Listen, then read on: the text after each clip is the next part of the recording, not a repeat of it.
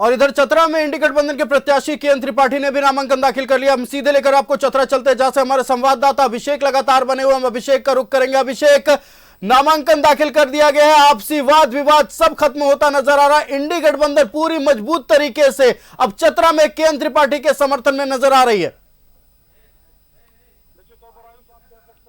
निश्चित तौर पर आयुष, आप कह सकते हैं कि जितने वाद विवाद थे, जितने तमाम तरह के कयास थे, आप अभी मेरे साथ देखेंगे। मेरे साथ इस वक्त सत्यानंद भोक्ता साहब हैं, राजद के कोटे से मंत्री हैं, कद्दावर विधायक हैं चतरा से, और के.एन. त्रिपाठी साहब ने जिस वक्त नामांकन किया, भोक्ता साहब उनके साथ थे।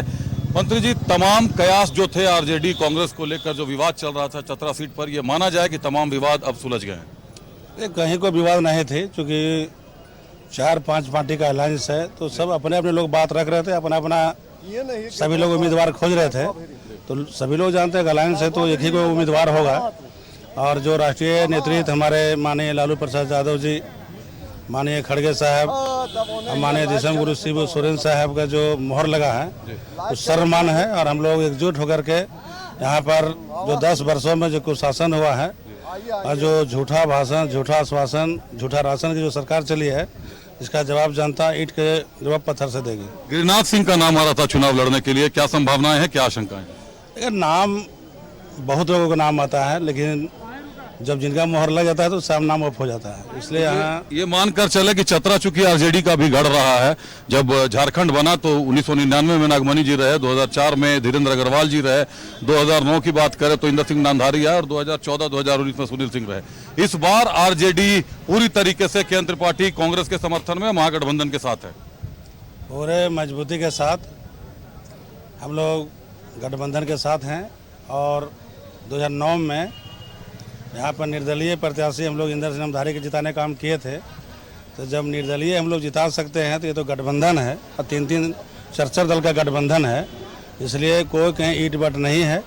क्योंकि जिन लोगों ने यहाँ 10 बरस शासन किया, उनको बताना चाहिए कि हमने कितना सड़क बनाया, कितना पुल बनाया, कितना स्कूल बनाया, कहाँ गया से रेलवे लाइन आना था चतरा, कहाँ स्टील प्लांट लगना था, कहाँ हॉस्पिटल बनना था।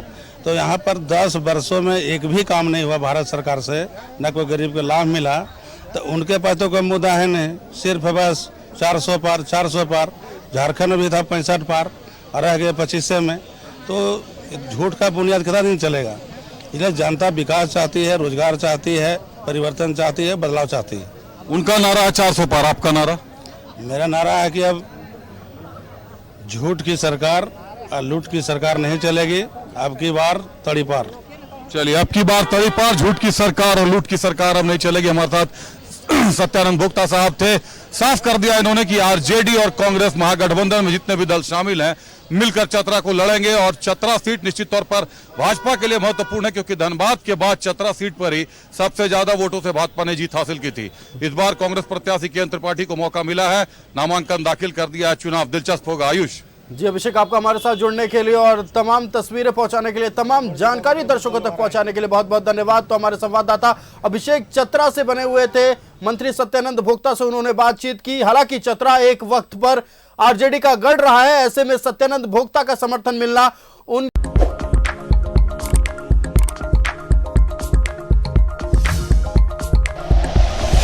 Like and share videos, subscribe करें हमारा चैनल और प्रेस करें बेल आइकॉन। न्यूज़ 11 भारत, सच है तो दिखेगा।